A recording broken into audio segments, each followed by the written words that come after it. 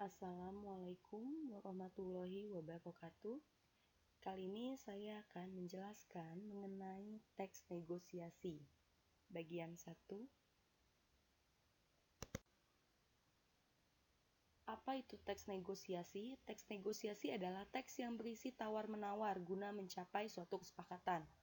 Tawar-menawar di sini bukan hanya tentang jual dan beli saja, tapi dalam membuat keputusan apabila pihak pertama dan pihak kedua melakukan tawar-menawar, itu berarti sedang melakukan negosiasi.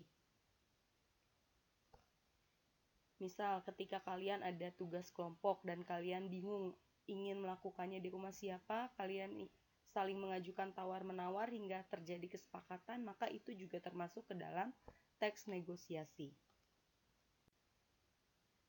Unsur-unsur pembangun negosiasi. Nah, unsur-unsur pembangun negosiasi ini harus ada di dalam sebuah negosiasi. Karena apabila salah satu unsurnya tidak ada, maka negosiasi tidak bisa dilakukan.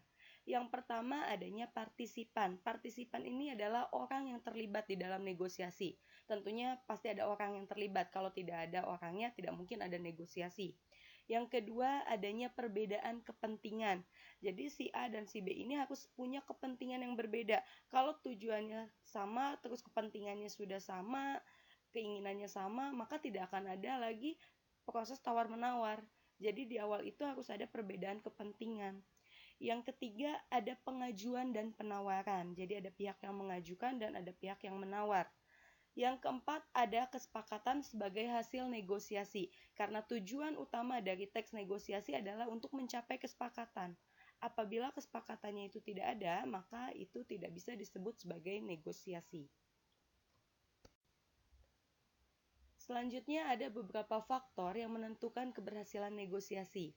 Yang pertama, kesediaan semua pihak untuk berkompromi.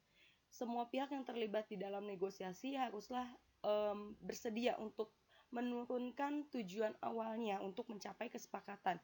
Karena jika dari awal mereka sudah tidak mau untuk berkompromi, maka sampai akhir pun tidak akan tercapai suatu kesepakatan. Yang kedua, tidak ada pihak yang dirugikan, karena negosiasi ini tujuannya dibuat untuk memenuhi semua kebutuhan dari semua pihak yang terlibat. Yang ketiga, kesepakatan yang dilakukan bersifat praktis. Maksudnya praktis di sini adalah kesepakatan yang dihasilkan dari proses negosiasi itu bisa dilakukan, benar-benar bisa dilakukan, bukan hanya wacana saja. Yang keempat adalah alasan yang disertakan mampu memengaruhi pihak lain.